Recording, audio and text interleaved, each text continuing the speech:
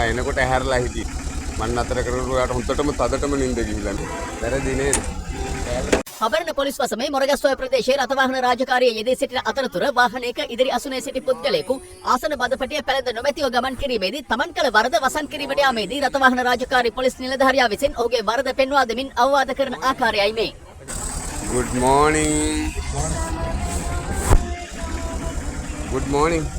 අතගන්න. වැරදි නේද? අපි රවට්ටනවාද සීට් බෙල්ට් එක දාලා අයියා ජීවිතය ආරක්ෂා කරගන්නවා. අයියා පොඩක් රේඩියෝ පොඩ අඩු කරන්න. ඔයා එනකොට ඇහැරලා හිටියේ. මම නතර කරනකොට ඔයාට හොඳටම තදටම නිින්ද ගිහිල්ලා මේ ටිකට. හේතු මම එතකොට තමයි මේ තීරණය කරේ මේක බොරුවට දාන් ඉන්නේ කියලා.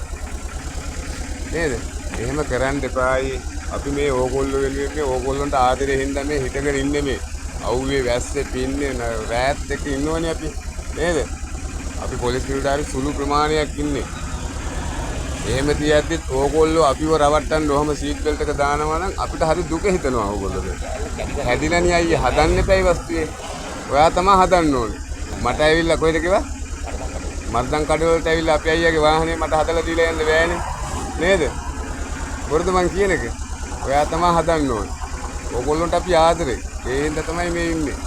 බොරුවට දඩ කන්න එපා.